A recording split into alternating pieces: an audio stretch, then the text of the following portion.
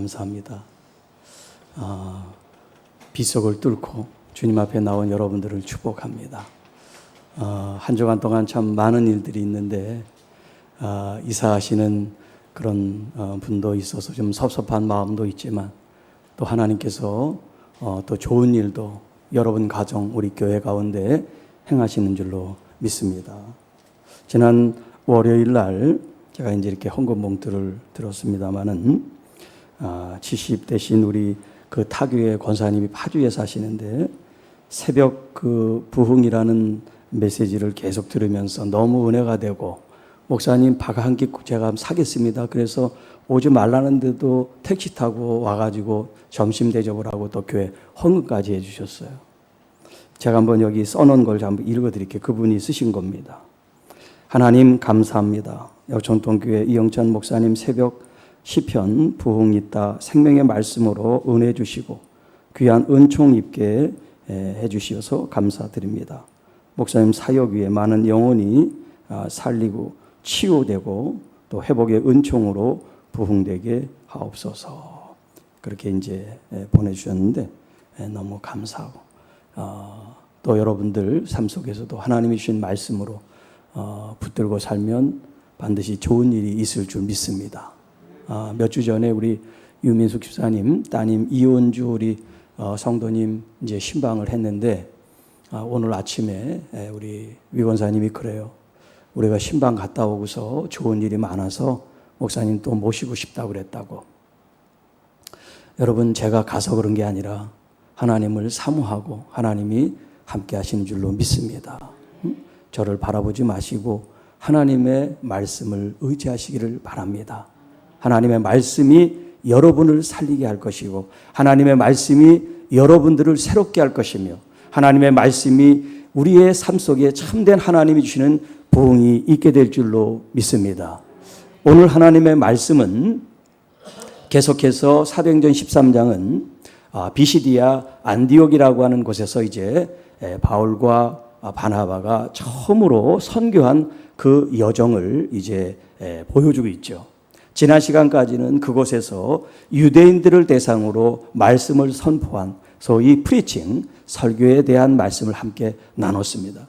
오늘은 이제 설교 말씀이 끝난 이후에 그들이 이제 돌아가는 그 과정 가운데 또 그 있는 동안에 있었던 이야기를 이제 오늘 본문에서 말씀하고 있는데 하나님의 말씀이 떨어질 때 사람들이 그 말씀을 듣고 두 가지 그들이 반응을 보인다는 거예요.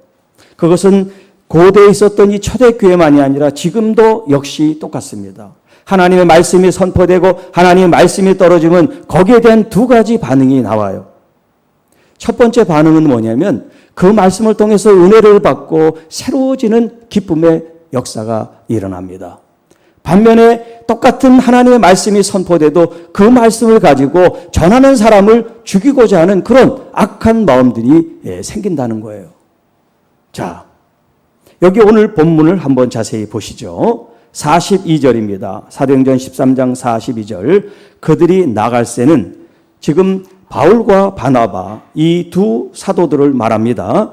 하나님의 말씀을 선포하고 이제 그 회의를 마치고 이제 돌아가는 그런 시점에 그 말씀을 들은 사람들이 이제 청한다는 것은 간청해서 요청해서 다음 한 주 뒤 안식일에도 이 말씀은 레마라고 하는 이제 헬라어로 되어 있는데 레마 하나님의 이 말씀을 우리에게 들려달라는 그런 청을 합니다.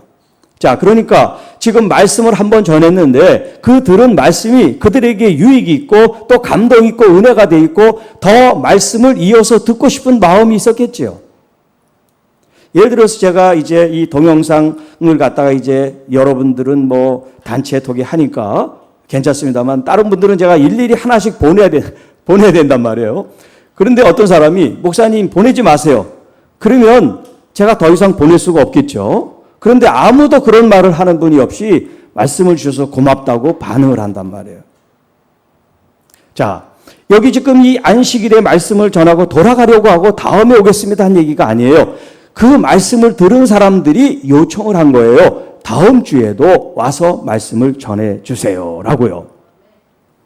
자, 이제 43절 해당의 모임이 다 끝난 후에 유대인과 유대교에 입기한 경건한 사람들, 이 사람들은 누구냐면 이제 이방인들이지만 그곳에 살면서 사도 바울의 이 말씀을 듣고 감동이 되고 그 말씀으로 더 이제 하나님을 알고자 하는 그런 사람들인데, 이미 바울이 이 말씀을 전하기 전에 이들은 기독교가 아닌, 예수를 믿는 이 그리스도교가 아닌 유대교, 모세의 율법을 지킴으로써 구원을 받는다는 유대교에 이제 개종을 한 이방인들을 가리키는 거예요. 자, 이 사람들이 많이 바울과 바나바를 따르게 됐다는 거예요. 하나님의 말씀이 지금 선포됐을 때 그 말씀이 이 유대교, 모세의 율법만 알고 있었던 이 사람들에게 생명의 주이신 예수 그리스도가 선포됨으로 말미암아 그 말씀에 이 사람들이 매력을 느끼고 은혜를 받고 그 말씀을 추구하게 됐다는 거예요. 그래서 바울과 바나바를 따르게 됐다, 이런 표현을 쓰고 있습니다. 그러므로 두 사도가 더불어 말하며 이제 서로 질문을 하고 대답을 하고 또 하나님 주신 감동으로 말씀을 선포하는 일들이 그 속에 이제 일어났는데, 이것은 스피리추얼 펠로우십 같이 서로 영적인 교제를 통해서 그냥 서로 사귐을 하는 것이 아니라 하나님의 말씀을 서로 쉐어링하면서 나누면서 그 말씀으로 서로 삶을 공유하고 또 하나님의 복을 서로 빌고 또 그들의 아픔과 상처, 어떤 질병을 치유하는 그런 일들을 얘기를 하겠습니다. 자, 그러면서 이제 또 헤어지면서 무슨 말을 하냐면 항상 하나님의 은혜 가운데 있을 것을 당부합니다. 항상 하나님의 은혜 가운데 있으라. 자, 제 이제 동영상을 듣는 지방의 한 집사님이 이제 그런 표현을 써요. 그분은 남편이 이제 공무원이에요. 사실 좀 안정된 삶을 살죠. 그런데 그 내면에 들어가 보면 그렇지 않아요. 이분이 이제 아이들을 가르치는 이제 그런 방문 수업을 하고 오전에 알바를 하고 저녁에 알바를 하고 그렇게 해서 이제 살고 있어요. 남편이 공무원인데. 남편이 주식을 해가지고 좀 빚을 갚으면 또 하고 결혼 25년, 6년이 됐는데 그게 끊어지지가 않는 거예요. 그러니까 이 부인 되는 집사님은 그걸 갚느라고 알바를 해가면서 그렇게 이제 하고 있어요. 그런데 이제 말씀을 제가 주면서 뭐라 그러냐면 정말 말씀이 없으면 제가 살 수 없습니다라는 고백을 해요. 말씀이 없으면 살 수 없습니다. 말씀을 30분 정도 하고 20분 정도밖에 제가 하지 않지만 그 말씀 듣는 시간도 부족하다는 거야. 집안 살림해야지, 또 아침 또 알바 갔다 오면 또 점심에서 또 이렇게 시간이 바쁜데도 이 말씀을 듣지 않으면 자기가 살 수 없다는 그런 고백을 하더라고요. 그런데 시간이 널널한데도 말씀을 가까이 하지 않는 분도 있죠. 누구라고 뭐 모르겠습니다만은 그런 분이 왜 없겠어요. 이 사람은 그게 아니면 자기가 살 수 없다고 고백하는데 이거 없어도 얼마나 잘 사는 사람들 많은지 몰라요. 하나님 말씀 없어도 떵떵거리고 호의호식하며 사는 사람들이 얼마나 우리 주변에 많습니까? 그런데 아등바등 열심히 하는데도 더 안 되고 더 안 풀리는 것 같은 그런 그리스도인들이 있단 말이에요. 자, 하나님을 진심으로 믿는 믿음으로 주님의 말씀을 받으면 하나님께서 빛을 부어주세요. 그분에게도 하나님이 빛을 부어주셨어요. 몸이 병원에서도 고칠 수 없다고 하는 그런 냉증을 앓고 있었는데 말씀이 들어가면서 그 마음속에 평안이 있고 또 손발이 저리고 차던 그런 기운들이 이제 점점 호전되는 그런 모습들을 보이고 있단 말이에요. 사실 우리의 모든 질병은 대부분 외상이 아니면 이런 우리의 마음으로부터 시작돼요. 마음의 한과 분노가 그 몸을 망가뜨린단 말이에요. 결혼해서 한 번도 마음 편할 날이 없었더니 얼마나 남편에 대한 이 증오와 이 분노가 있겠습니까? 그런데 하나님의 이 말씀이 들어가서 그 영혼을 축복하고 사랑한단 말이에요. 남편을 계속해서 그런데도 불구하고 사랑을 고백하고 축복하고 말씀으로 서게 도와주려고 하는 그런 애쓰고 힘쓰는 그런 모습을 하나님이 기쁘게 받으실 줄로 믿습니다.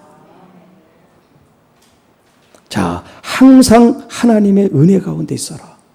말은 쉽지만 쉽지가 않아요. 직장 생활하고 여러분 바쁘게 하루 일과를 하고 한 주간이 후딱후딱 지나가는데 하나님의 말씀을 붙잡고 산다는 게 이게 보통 결단이 아니면 안 된단 말이에요. 그런데 하나님의 말씀, 이 은혜 속에 살아야 우리의 영이 사는 거예요. 그렇지 않고 내려놔 보세요. 말씀을 내려놓고 듣는 것도 읽는 것도 다 내려놓고요. 일주일에 딱 한 번만 예배 드리고 한번 생활해 보세요. 여러분의 영이 어떻게 되나? 여러분의 영이 피폐해집니다. 삭막해집니다. 그런데 본인은 그걸 잘 몰라요. 왜냐하면 그게 하나님이 주신 참 평강이 있는지 아니면 이 세상에서 주는 어떤 그런 얼굴인지 보면 압니다. 하나님의 은혜 가운데 사는 사람은 은혜살이처럼 이 얼굴에 은혜의 빛이 돌아요. 그 눈에 은혜의 빛이 돌아요. 그 마음속에 이미 은혜로 찾기 때문에 아내에 대해서 남편에 대해서 자녀에 대해서 이웃에 대해서 그렇게 화가 나지 않습니다. 누가 좀 잘못해도 수용하고 이해하는 마음이 넓어요. 그런데 은혜가 없으면 사소한 잘못도 얼마나 크게 역정이 나는지 몰라요. 그건 그 사람 책임이 아니에요. 그 화난 그 당사자가 마음이 지금 쑥대밭이 되고 황폐화됐기 때문에 그런 거예요. 그렇기 때문에 여기 바울과 바나바가 권면합니다. 항상 하나님의 은혜 가운데 있으십시오. 항상 하나님의 살아계신 말씀에 귀를 기울이십시오. 그 말씀이 당신을 살게 할 것입니다. 그 다음 안식일이 됐어요. 그 다음. 그러니까 이 말씀으로 따지면 첫 번째, 두 번째, 세 번째 안식이라 할 수 있겠죠. 뭐 그 중간에 더 있었는지는 모르겠습니다만은 44절에 보면 그 다음 안식일은 온 시민이 거의 다 하나님의 말씀을 듣고자 모였다는 거예요. 처음에는 이 바울과 바나바가 무슨 홍보하고 광고하고 간 것이 아니라 조용히 이제 회당에 들어가서 그들의 모임 가운데 참석을 하는 거예요.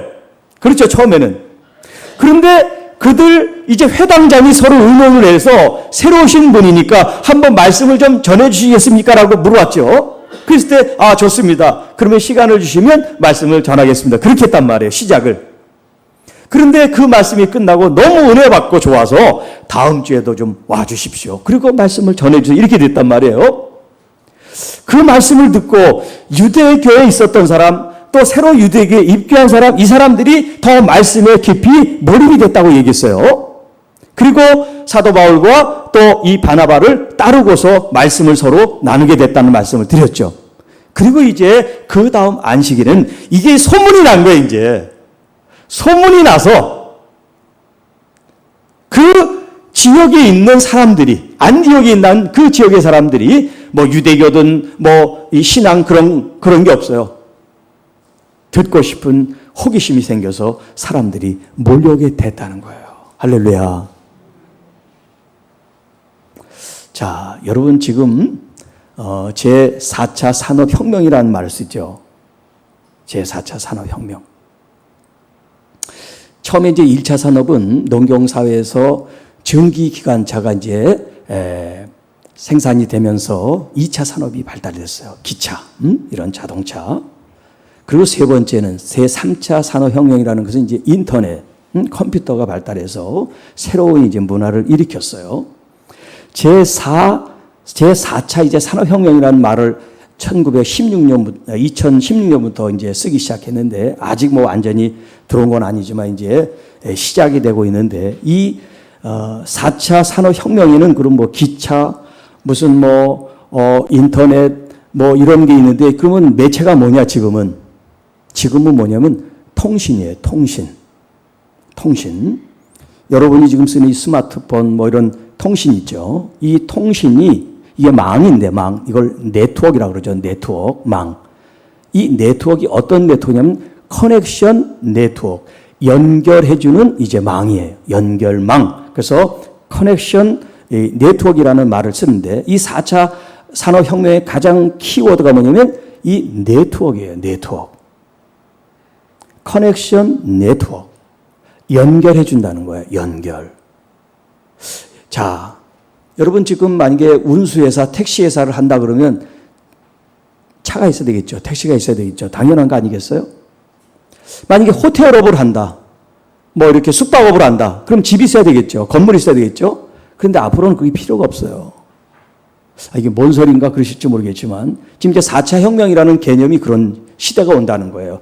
자동차 필요 없어도 사업을 자동차 있는 사람보다 더 부자가 돼. 지금은.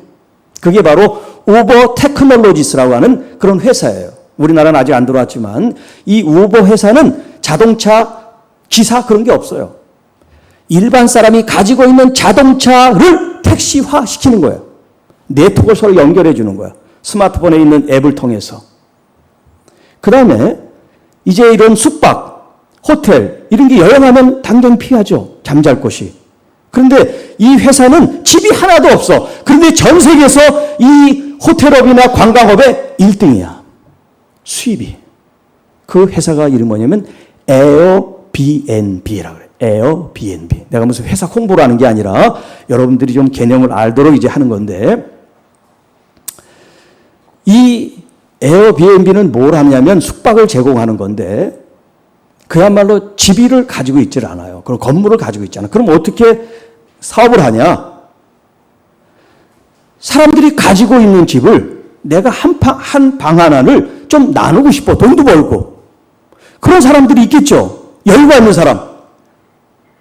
찢어지게 가능한 집은 뭐 갈 필요도 없겠지만 좀 여유가 있는 사람들이 많이 있잖아요. 또 어떤 때는 자기 집을 통째로 빌려주고 싶어.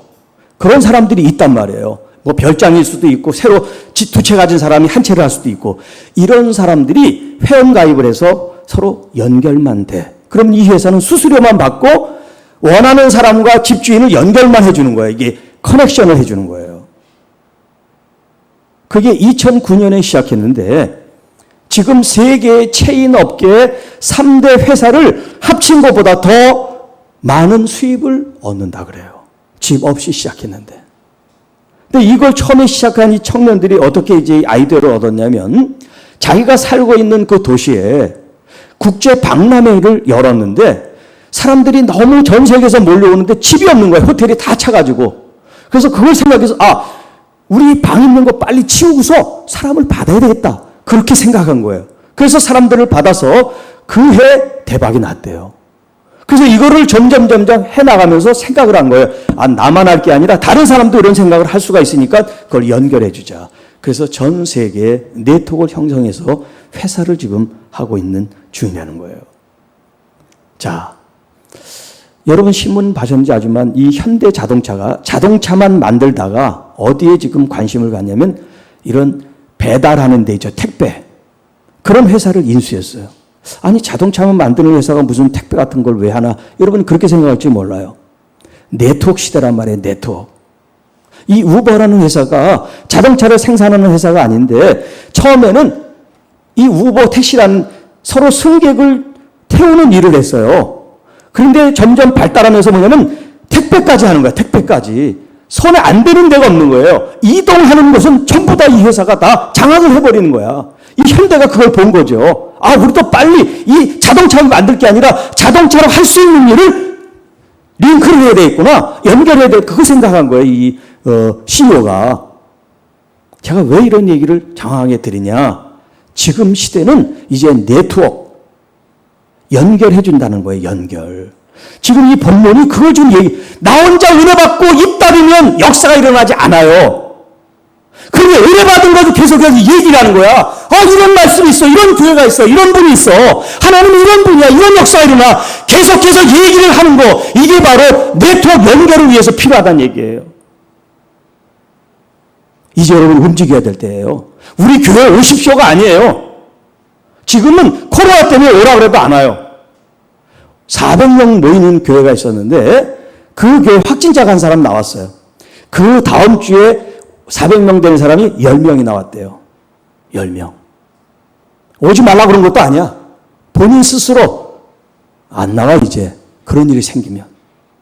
그렇기 때문에 지금은 시대가 이제 바뀌어서 어디에 있으면서도 하나님을 만날 수 있는 그 자리가 필요한 거예요. 이제 교회만 고수할 시대가 아니에요. 교회에서도 드리지만 여러분이 어느 때든지 산속이든 아니면 관광지에서든 어느 음침한 골짜기에서도 하나님 말씀을 들을 수 있다면 붙들 수 있는 그런 시대가 됐다는 거예요. 그러니까 여러분 이제 이 시대는 말로 전했지만 지금은 말하고 만날 필요도 없어. 이거 하나 하면 다 돼. 이거로 아는 사람한테 톡으로 보내주기만 하면 돼. 메시지를 하든 뭐 카톡을 하든 얼마나 편리한 시대가 되는지 몰라요. 이렇게 해가지고 외국에 있는 사람들도 이 말씀을 듣고 저 지방에 있는 사람들도 듣고 굳이 올라와서 목사님 말씀 들었지 않아도 은혜를 같이 받는 시대가 됐단 말이에요.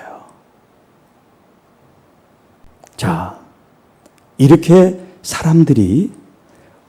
많은 사람들이 하나님의 말씀을 듣고자, 중요한 것은 뭐냐면 하나님의 말씀을 듣고자 하다는 거예요. 자, 아까 제가 레마라고 하는 말씀을 드렸는데 이 본문 가운데는 레마는 한 번 나오고 다 로고스라는 말씀이 나와요. 하나님의 계시된 말씀. 하나님의 계시된 말씀이 로고스예요. 이 로고스의 말씀을 듣고자 이 안식일에도 그 지역에 있는 많은 시민들이 모이게 됐다는 거예요. 그러니까 말씀을 전하는 사람이 세상 얘기를 하면 안 되겠죠. 하나님의 말씀을 듣고 하나님의 말씀을 전해야 되겠죠. 하나님의 말씀의 생명력이 넘치는 말씀이 되어야 할 줄로 믿습니다. 왜냐하면 그리스도의 말씀을 들을 때 믿음이 자라니까요. 우리가 성숙해지기 때문에 그렇습니다. 자, 제가 처음에 말씀드렸죠. 하나님의 말씀이 선포되고 그 말씀을 들을 때 두 가지 반응이 일어난다고. 지금까지는 사람들이 하나님의 말씀을 더 기쁘게 여기고 그 말씀을 통해서 더 성장하고 자라는 좋은 의미의 반응을 보였다면 이제부터는 부정적인 반응이 등장을 합니다. 그게 45절 말씀이에요. 유대인들이 그 무리를 보고 시기가 가득하여. 말씀 때문이 아니에요. 그렇게 많이 몰려오는 사람들 때문에 시기가 났대요. 자기가 말씀을 전할 때는 반응이 없는데 바울이 복음을 전할 때는 반응이 있는 게 괘씸한 거예요. 그래서 바울이 말한 것을 반박하고 바울을 이제 내보내고 그를 쫓아내려고 그러는데 뭘로 빌미를 잡겠어요? 그가 한 말을 가지고 이제 타박을 해야죠. 그가 전한 하나님의 말씀을 가지고 비판하고 비방하고 반박을 하기 시작합니다. 자,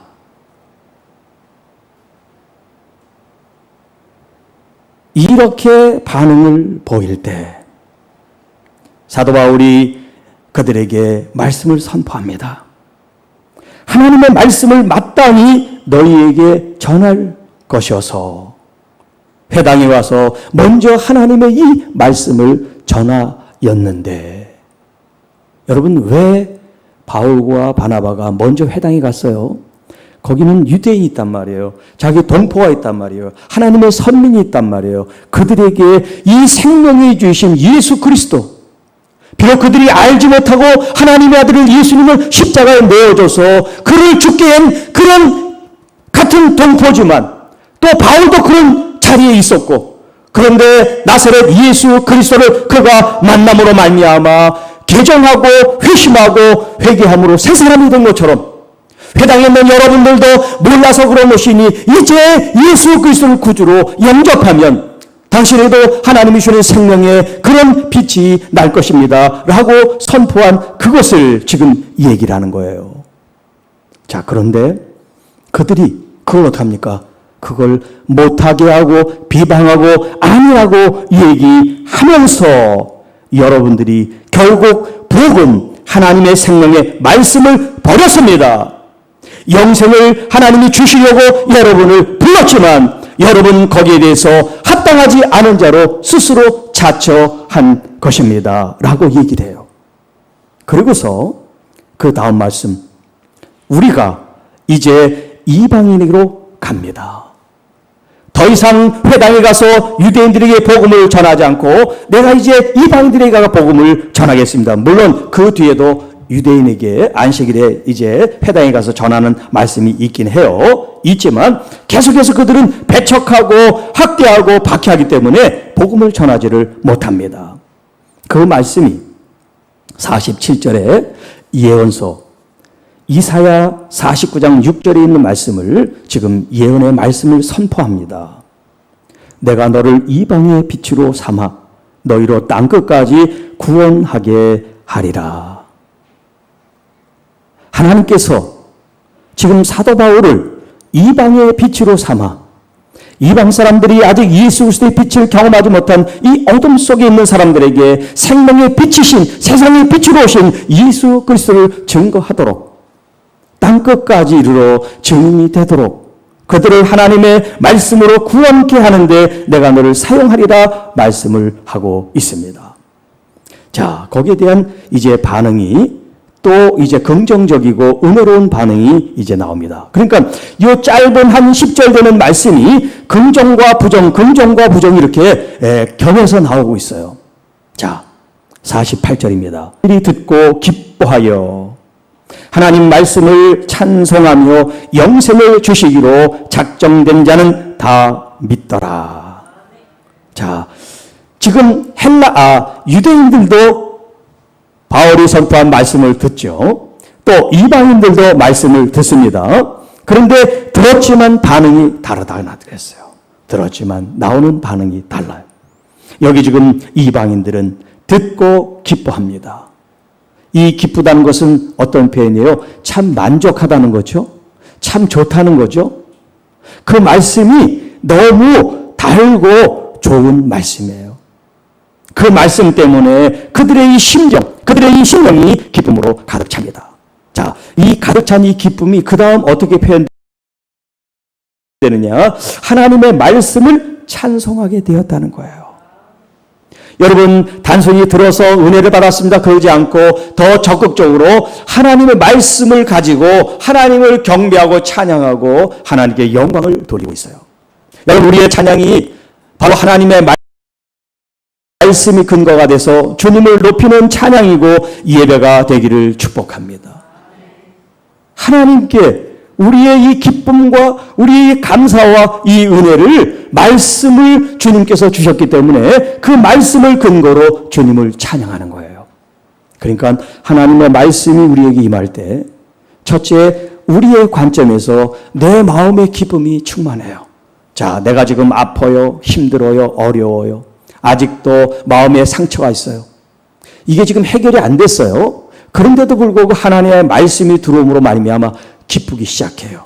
그럼 이 기쁨을 통해서 우리 몸에 엔돌핀도 생기고 하나님께서 우리의 좋은 감정을 주셔서 내 몸에 있는 이 나쁜 기운들 혹은 나쁜 어떤 그런 호르몬들 이런 세포들이 죽고 새로워질 줄로 믿습니다. 여러분, 하나님 말씀을 들으면 기쁨으로 여러분이 응답하시기를 바랍니다. 두 번째는 그 말씀을 가지고 찬양을 하는 거예요. 이제 나의 관점으로 기쁨을 가졌다면 이제 하나님의 관점으로 이 기쁨을, 이 감사를, 이 영광을 하나님께 올려드리는 거예요. 이제 나는 죽고 주님만 남도록 주님을 영화롭게 하는 그런 아름다운 찬양과 경배가 울려 퍼지는 삶이 되시기를 주님 이름으로 축복합니다. 자, 그 다음 말씀이 이제 논란의 핵심에 있는 말씀 중에 하나입니다. 영생을 주시기로 작정된 자는 다 믿더라. 자, 여기서 그 유명한 예정론이 나와요.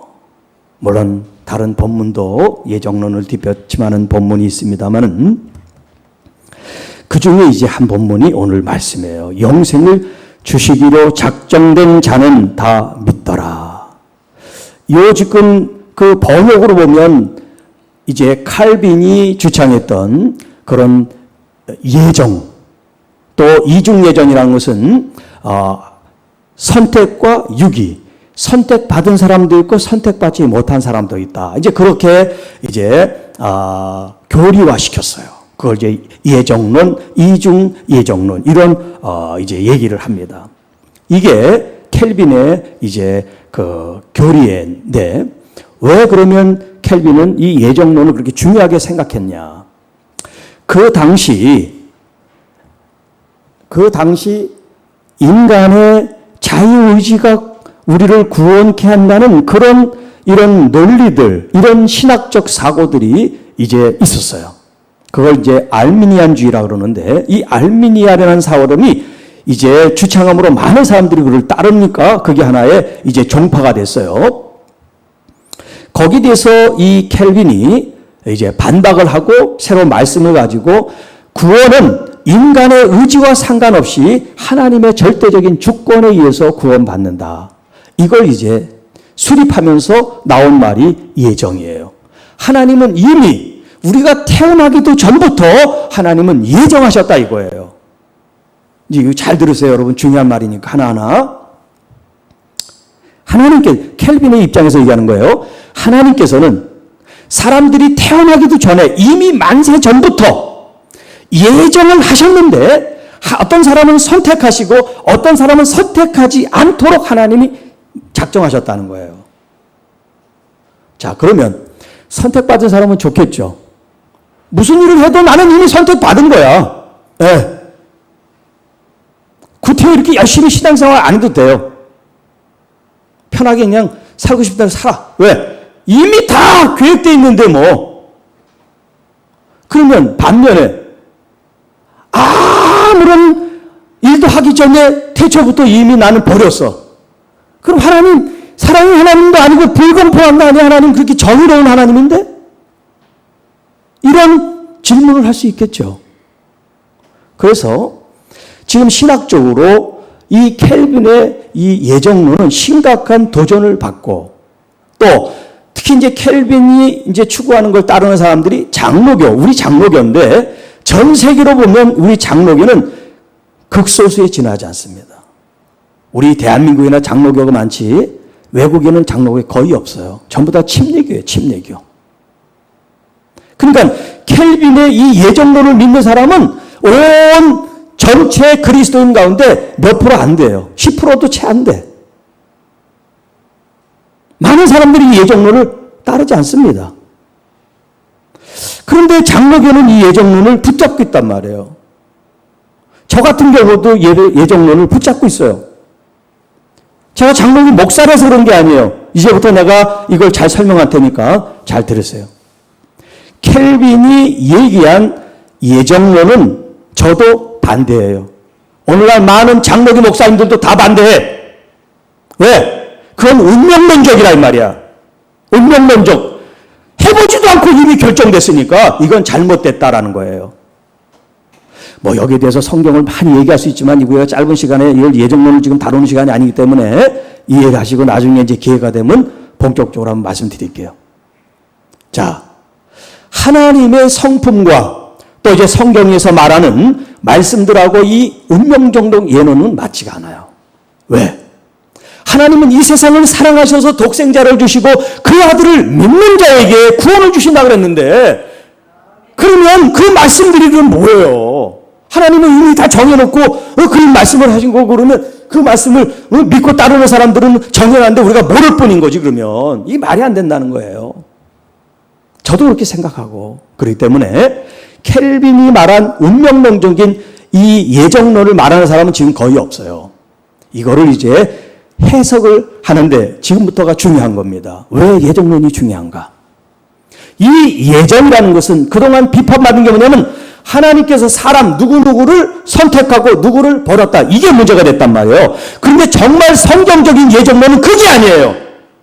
제가 단언합니다마는 이게 지금 전 세계로 퍼지니까 제가 빼도 박도 못해요. 이제 사람을 가지고 선택됐다 선택되지 않았다 말하는 게 아니라, 하나님은 만세전부터 예수 그리스도가 이 땅에 구주로 오셔서 사람들을 구원받게 하시는 그거를 정하셨다는 거예요. 할렐루야. 그렇기 때문에 하나님은 그 아들 예수 그리스도 이 땅에 구원을 주시는 걸 하나님이 정하셨다는 거예요.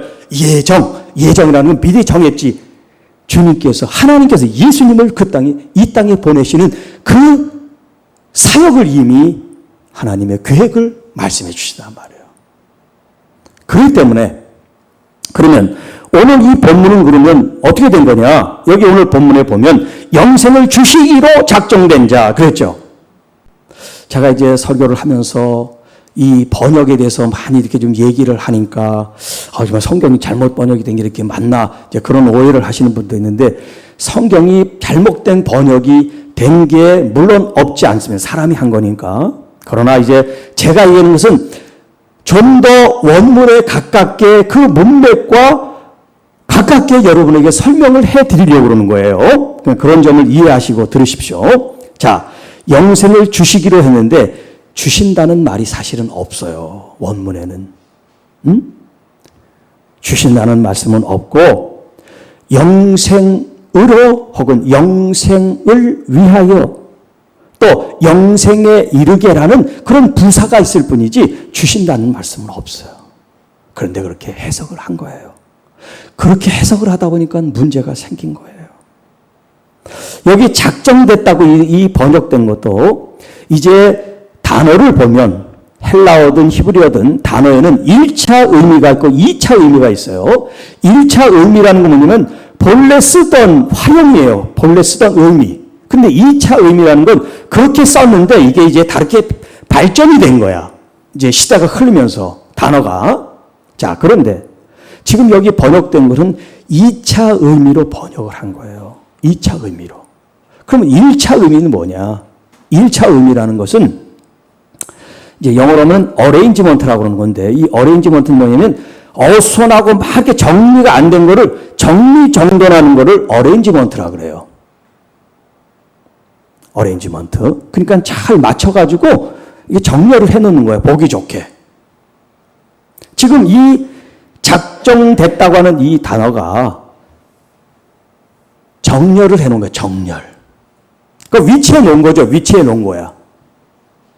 그게 무슨 말이냐 그러면 이제 번역을 원문에 가깝게 한다면 뭐냐면 여기 지금 주어가 빠졌는데 주어는 하나님이에요. 하나님께서 영생에 이르도록 준비된 사람들이 결국 믿게 됐다 이 말이에요.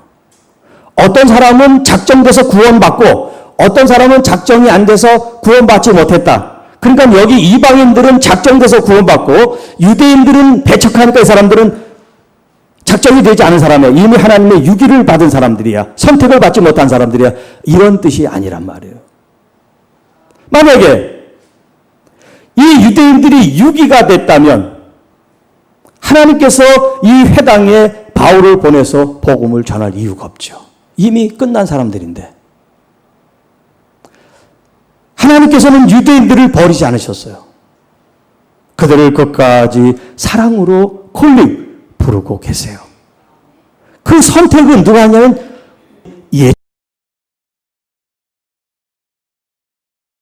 예정론으로 우리가 이제 들어야 돼요. 하나님은 구원에 대해서 영생에 대해서 모든 사람들에게 다 오픈하셨어요. 그래서 성경은 우리에게 말합니다. 하나님은 모든 사람이 구원에 이르기를 원하신다 말씀하세요. 그게 디모데전서 2장 4절에 나와 있어요. 로마서 10장 13절에는 누구든지 주의 이름을 부르는 자는 구원을 얻으리라. 그러면 운명동력이 예정론으로 말하면 이 사람들은 예수님을 부르면 안 돼. 구원받으니까 넌 조용히 해. 그렇게 되는 거예요. 그러면 이게 말이 안 되죠. 그리고 더 중요한 말씀 요한복음 3장 16절 우리가 너무나 잘 아는 말씀이죠. 16, 17절 하나님이 세상을 이처럼 사랑하사 독생자를 주셨으니 이는 그를 믿는 자마다 멸망하지 않고 영생을 얻게 하려 하심이라. 하나님이 그 아들을 세상에 보내신 것은 세상을 심판하려 하심이 아니요 그로 말미암아 세상이 구원을 받게 하려 함이라. 여러분 복음은 희망의 메시지예요. 저주와 심판의 메시지가 아닙니다. 오늘 하나님의 말씀이 여러분들을 살리는 거예요. 그 말씀이 여러분들을 새롭게 하게 될 줄로 믿습니다. 하나님의 그 말씀은 운동력이 있습니다. 그 말씀을 통해서 우리가 살아나는 거예요. 때로는 여러분 그 말씀이 우리를 찌르기 때문에 아파요. 그래서 디모데후서 3장 16절에 모든 성경은 하나님의 감동으로 된 것인데 우리를 교훈시키기도 하며 책망하기도 합니다 라는 말씀을 하죠. 그런데 우리를 좀 띄워주고 복받는다 그러면 좋은데 책망하는 건 듣기 싫어한단 말이에요. 여러분, 듣기 싫어하는 그 자체가 뭐냐면 지금 그 사람의 영이 은혜로 지금 충만해 있지 않기 때문에 그래요. 메말라 있기 때문에. 여러분, 아픈데 수술해서 째야 되잖아요. 덜어내야 되잖아요. 그런데 덜어내는 거 싫대요. 그리고 계속 살겠답니다. 그래서 히브리서 4장 12절 하나님 말씀은 살아있고 활력이 있어 좌우에 날선 어떤 검보다 예리하여 우리의 혼과 영과 관절, 골수를 쪼갠단 말이에요. 마치 각을 뜨듯이. 그리고 마음과 생각과 뜻을 우리의 감찰 혹은 드러내시고 우리의 속을 밝혀 보이신다는 거예요. 뭐가? 말씀이. 하나님의 말씀을 그래가면 여러분 우리들이 드러나야 돼요. 물론 사람들 앞에 우리 자신들이 드러내는 건 아니지만 여러분 자신들이 스스로 말씀을 통해서 드러나게 해야 돼요. 그런데 이스라엘 사람들의 특징은 뭐냐면 완고한 사람이라고 그랬어요. 스터번. 목이 곧은 사람들. 모세가 얼마나 많은 말씀을 전하는지 몰라요. 그런데 그 말씀에 대해서 반응을 하지 않습니다. 오늘날 많은 사람들이 말씀을 선포해도 말씀을 귀 기울이지 않습니다. 세상의 뉴스나 세상의 어떤 이런 정보들 이런 것들이 더 좋은 거죠. 그러나 하나님의 영혼들은 하나님의 자녀들은 하나님의 말씀을 갈망하기 때문에 그 말씀을 목말라 하는 거예요. 더 주세요. 더 주세요. 더 주세요. 오늘 여러분들도 하나님의 이 말씀에 이런 반응을 함으로 영생을 주기로 작정한 사람들이 아니라 정말 하나님의 그 영생의 귀한 복음이 정말 예수 그리스도부터 왔다는 것을 제가 믿음으로 고백하며 주님 이 죄인도 의로운 사람으로 하나님의 그 영적 구원에 이룰 수 있도록 주님 저를 인도해 주세요. 그런 마음으로 하나님의 말씀을 받는 여러분들이 되시기를 축복합니다. 49절입니다. 주의 말씀, 여기 이제 로고스인데 주의 말씀이 그 지방에 두루 퍼졌다. 그 지방, 그 지역에 아까 온 시민이 모였다 그랬죠. 44절. 그러니까 이렇게 모여있는 사람들이 또 입을 자크를 담그고 나 혼자 은혜를 받으면서 좋아하는 게 아니라 가서 또 전하는 거예요. 가서 또. 가족에게 전하고 친구에게 전하고 이웃에게 전하고 할렐루야. 이렇게 하나님 말씀이 전할 때 그 말씀이 흥행하게 되는 줄로 믿습니다. 50절. 자, 아까 그랬죠. 이 구조가 긍정적이고 은혜로운 말씀이 나오다가 또 부정적이고 반대하는 얘기가 나온다 그랬죠. 그 구조가 좋았다 나빴다 좋았다 나빴다 이제 나쁜 시간이에요. 자, 50절 51절 말씀. 이에 유대인이 경건한 귀 부인들과 그 신의 유력자들을 선동하여 바울과 바나바를 박해하여 그 지역에서 쫓아냈다 하는 말씀이 등장을 합니다. 자, 여기 지금 이 경건한 귀 부인은 누구냐면 말씀을 들으러 온 이방인들 여자인데 이 사람들은 뒤에 나온 유력자들 있죠. 그 신의 행정가들, 책임자들, 권력자들, 소위 고위층 이 사람들의 부인들을 가리키는 것 같아요. 그래서 먼저 이 여자들에게 말을 해서 당신 남편한테 가서 이 바울과 이 바나바를 좀 빌미를 잡아서 내치라고 지금 선동을 지금 옆에서 부추기고 있는 거예요.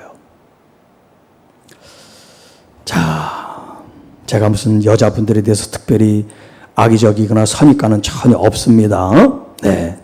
그런데 여기 경건한 귀 부인들이 아니요, 우리가 그 말씀을 들으니까 참 은혜가 되는데 왜 바울과 바나바를 그렇게 학대합니까? 그건 잘못했습니다. 이런 얘기를 했어야 되는데 그렇게 얘기하지 않고 그래요. 그러면 남편한테 전할게요.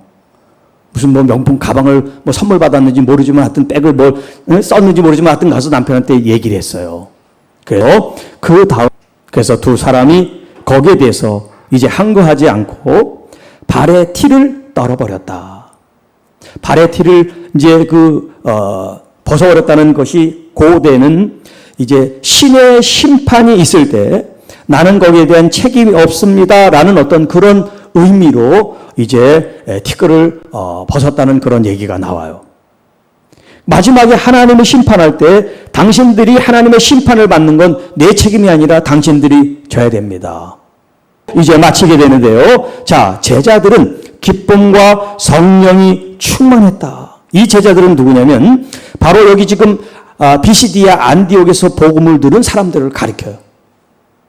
지금 이 지도자 바울과 바나바는 박해를 당하고 있는 도중에도 성령께서는 역사하셔서 그들 속에 기쁨을 주시고 성령으로 충만한 역사를 일으켰다는 거예요.